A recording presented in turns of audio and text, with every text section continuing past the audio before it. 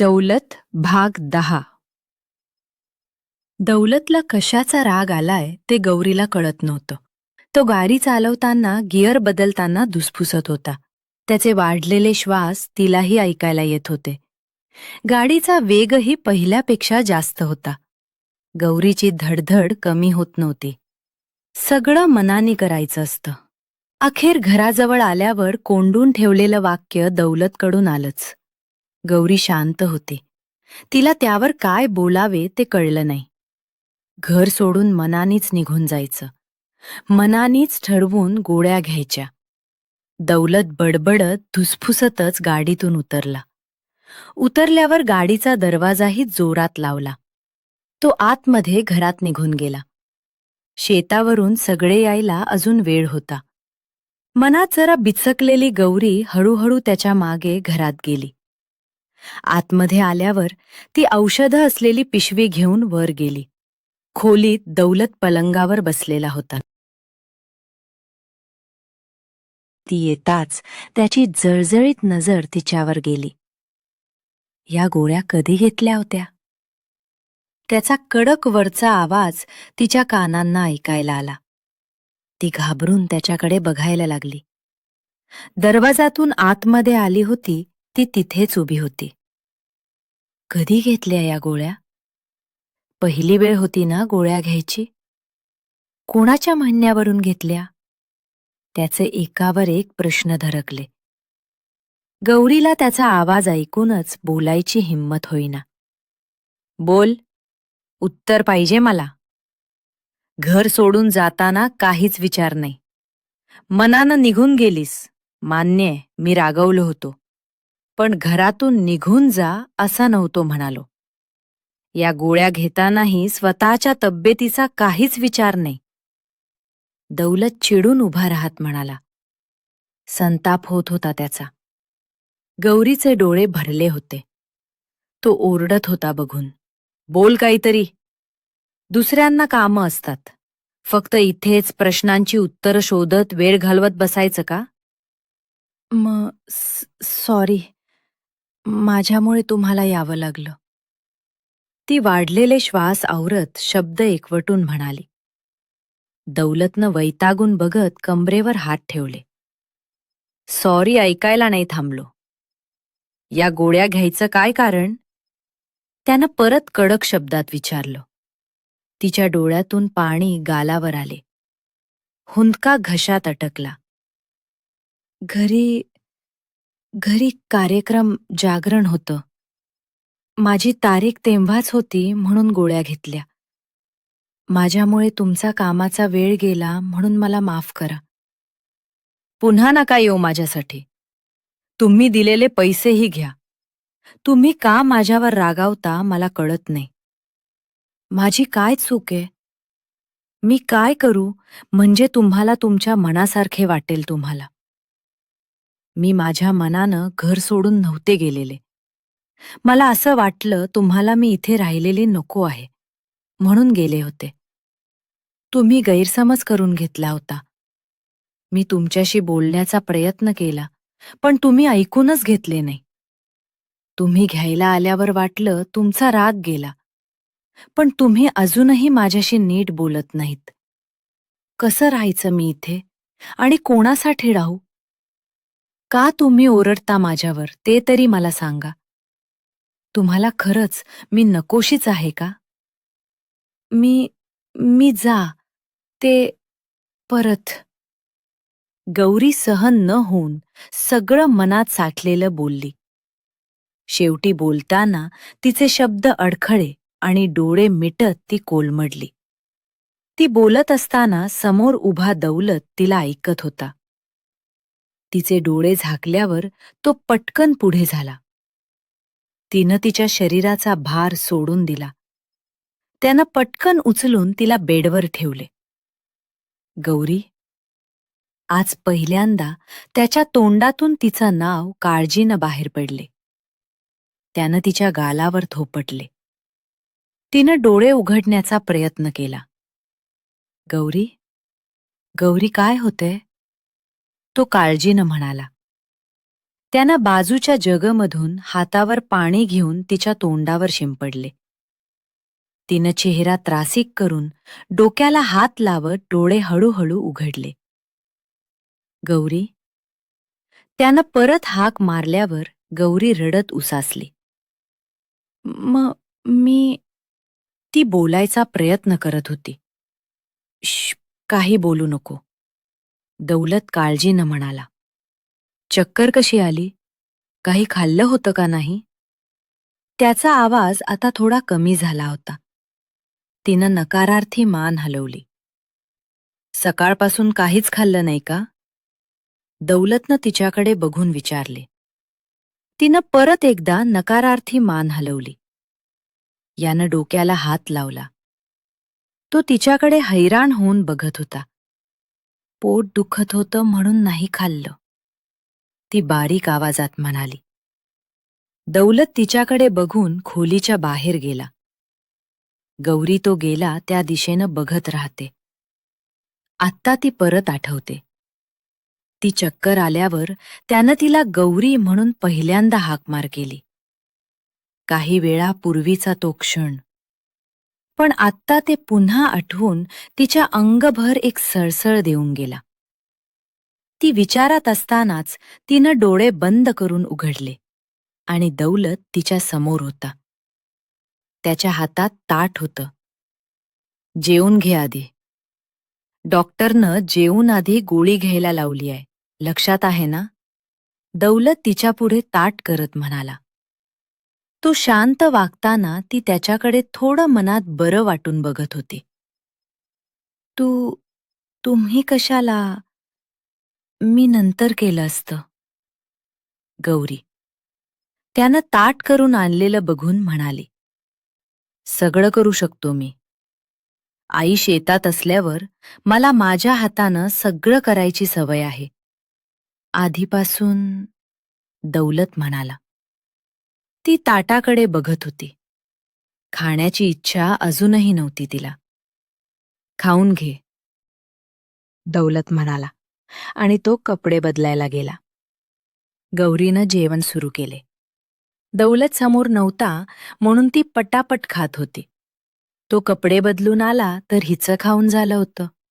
गौरी पाणी पित होती. "झालं पण जेवण?" तो आश्चर्यानं बघत म्हणाला. त्याला कपडे बदलून येऊपर्यंत तिचं जेवण झालं होतं. "हो," ती गोळी घेत म्हणाली. "ते ताट तर तसंच दिसत आहे." ताटात आणलेल्या भाकऱ्या बघून तो म्हणाला, "मी एवढं नाही खात. तुम्ही 2 भाकरी आणल्या होत्या."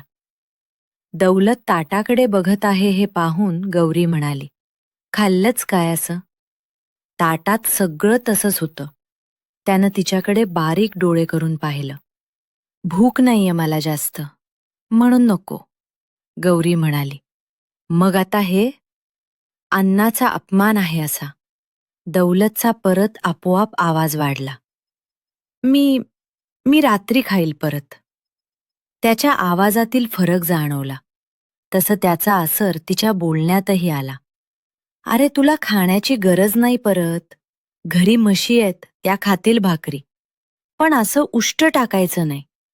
काहींना जेवायला 2 घासही नीट मिळत नाही." परत त्याचा आवाज त्यानं जबरदस्ती बारीक केला. ती त्याच्याकडे बघून नजर चुकवत दुसरीकडे बघते. त्याचा आवाज वाढल्यामुळे गप्प झालेली ती त्यानं ओळखलं. "हे बघ, मी तुझ्यावर रागवलं होतो त्याला कारण वेगळं होतं. पण आता तसं काही नाही. तू वहीत लिहून ठेवलेलं मी वाचलं. त्यामुळे माझ्या मनात आता ते काही नाही." दौलत बोलून थांबला. "मग मग तरीही का रागावता माझ्यावर? तुम्हाला असं वाटतं का मी पैशासाठी लग्न केलं? तसं नाही. आजही मी माझ्यासाठी लागलेले पैसे देत होते. माझ्या मनात खरंच तसं काहीच नाही." गौरी परत ताण जाणवत रडायला लागली. "अगं," म्हणत दौलत तिच्या जवळ आला. "म्हणालो ना आत्ताच, आता तसं काही नाही माझ्या मनात." दौलत तिच्या जवळ बसत म्हणाला. तो जवळ आला म्हणून गौरी लगेच पाय जवळ घेऊन बसली. दौलत तिच्याकडे बघत सुस्कारला. मला मुलींशी कसं बोलायचं जास्त सवयीचं नाही. राधासोबत मोठा भाऊ म्हणून बोलतो, भांडतो तेवढंच. बाकी कुठल्या मुलीशी बोलायचा संबंध आला नाही. म्हणून मला राग गेला तरी तुझ्याशी नीट बोलता आलंच नाही. कुठून बोलायला सुरुवात करावी हा प्रश्न होता. त्यात आधी चुकीचा गैरसमज केला म्हणून तुझी माफी कशी मागू ते कळत नव्हतं. नाही नाही, तुम्ही माफी नका मागू. माझीच चुकी आहे. मी आधीच माझ्याबद्दल तुम्हाला सांगायला हवं होतं. नाहीतर तुमचा गैरसमज झाला नसता. तो बोलत असताना ती मध्येच म्हणाली, तरीही मी तुझं म्हणणं तेव्हाच ऐकून घ्यायला पाहिजे होतं. दौलत म्हणाला आणि तो थोडा वेळ शांत बसला. काही वेळ दोघांमध्ये शांतता होती. तू घर सोडून जावं असं मला कधी वाटत नव्हतं. तू माझ्या सोबत होतीस. त्यानंच माझ्या मनाला आधार मिळत होता. पण तरीही मी वेळ देत होतो. पण तू मध्येच निघून गेलीस. तेव्हा तू लिहिलेले पानं वाचले. मला स्वतःचाच राग आला. म्हणून तिला घेऊन आलो. पण बोलायचं काय हे कळत नव्हतं. कारण आपली सुरुवातच वादानं चालू झाली होती. आज तुझं पोट दुखलं म्हणून रागावलो. पण त्या रागावण्यात माझा तुझ्यावरचा राग नव्हता. तुझी काळजी होती. ऐकले ना डॉक्टर काय म्हणाल्या? हे असलं काही करण्याआधी तू तरी विचार करायचा होता. शिकलेली आहेस ना तू? मग जे नैसर्गिक आहे त्याच्यासोबत बदल केल्यावर त्रास होणारच ना. मी शिकलेली बायको केली. ती फक्त दुसऱ्याचं ऐकायला नाही. जिथे तुला पटणार नाही, जे आवडणार नाही, तिथे तू बोलायचं. जे चुकीचं असेल ते नीट आणि बरोबर करण्याचा प्रयत्न करायचा. एवढीच अपेक्षा आहे. दौलत बोलत होता आणि गौरी शांत ऐकत होती. अहो पण ते घरात कार्यक्रम होता म्हणून मला ती बोलताना त्याच्याकडे बघत होती. पण त्याची नजर मिळतच ती थांबली. कार्यक्रम पुढे मागे घेणं शक्य असतं. पुन्हा असं काही करायचं नाही. असा विचार जरी आला ना मनात, तर मला आधी समजलं पाहिजे. काय? दौलत हळू आवाजात पण तेवढाच शब्दावर जोर देत म्हणाला. ती हुंकार देत मान्य करते. आता तू इथे आहेस, तर तुझी जबाबदारी माझ्यावर आहे. ते त्या दिवशी चुकून म्हणालो होतो पैशाचं. बोलताना तोंडातून निघून गेलं. त्यानंतर तू दागिने उतरवून ठेवलेस, तेव्हाच माझी चूक मला लक्षात आली. दौलतने बोललेल्या सगळ्या चुकीच्या गोष्टींसाठी तिची माफी मागितली होती. त्याला तिच्यासमोर माफी मागताना कमीपणा वाटत नव्हता. जिथे जिथे तो चुकला, त्यानं त्यासाठी माफी मागितली. अजून किती दिवस राहणार मी इथे? गौरीचा चेहरा भावनाहीन होता. म्हणजे त्याला कळलं नाही तिला काय म्हणायचं आहे. ते आत्ताच तुम्ही म्हणाले ना, मी इथे आहे तर जबाबदारी. ती हळू आवाजात म्हणाली. तो गालात हसत तिच्याकडे बघायला लागला. तिच्या गळ्यात असलेलं छोटं मंगळसूत्र पाहून म्हणाला, जोपर्यंत माझ्या मुलांची लग्न होऊन त्यांची पोरं खेळवत नाहीत तोपर्यंत तरी.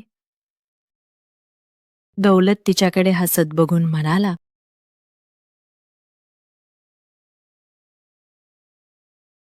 गौरीला आधी समजलं नाही. तो कायमचं इथे राहायचं असं म्हणाला नाही, म्हणून तिचा चेहरा लगेच उतरला होता. पण दौलत नेमकी काय म्हणाला हे कळलं तेव्हा तिनं चमकून त्याच्याकडे पाहिलं. काय मग, राहणार ना? तिच्या हनुवटीला थोडं वर करत भुवया उंचावून म्हणाला तो. तिनं लाजून दोन्ही हात चेहऱ्यावर ठेवले. जास्त विचार नको करू. आपण आत्ताशी सुरुवात करतोय. आणि तू आवडते का नाही हा प्रश्न मनात परत येऊ देऊ नको. जेव्हा तू या घरात पहिल्यांदा पाऊल ठेवलं तेव्हाच मला आवडली होती. आणि त्या दिवशी घरच्या छतावर तुझ्याशी थोडं बोलल्यावर तूच या घरची मालकीण होणार हे पक्कच झालं, दौलत म्हणाला. आणि तिनं गालात हसत खाली मान घातली. दौलतीनं खाली मान घातल्यावर तिच्या सरळ मऊ सळसळणाऱ्या केसांकडे बघत राहिला. करणार ना माझ्यासोबत परत नव्याची नवीन सुरुवात. दौलत तिचा चेहरा वर करत तिच्या डोळ्यात बघत चेहऱ्यावर नजर फिरवत म्हणाला. तिनं एकदा त्याच्या डोळ्यात बघून नजर खाली करत होकारार्थी मान हलवली. दौलतला तिच्या लोण्यासारख्या मऊ गालावरून हात फिरवण्याचा मोह आवरायला कठीण झालं. तुला हात लावू शकतो? त्यानं विचारल्यावर तिनं डोळे घट्ट बंद केले. पोटात गोळा आला होता. असू दे, आजसाठी एवढंच ठीक आहे. तिनं लाजत काहीच उत्तर दिलं नाही. म्हणून दौलत तिच्या हनुवटीचा हात काढून तिच्या जवळून उठला. तिला पटकन बोलायला सुचलं नाही काही. वेळ झालाय मला, परत मळ्यात जायचंय, तू आराम कर. बोलून तो खोलीतून निघून गेल्यावर तिनं हसत मोकळा श्वास घेतला. आज किती दिवसानंतर मनावरचं ओझं उतरलं होतं तिच्या. हलकं वाटत होतं तिला. मनातले सगळे प्रश्न अडचणी दूर झाल्या होत्या. दौलतनं मनापासून मान्य केल्याचा तिला आनंदच होत होता.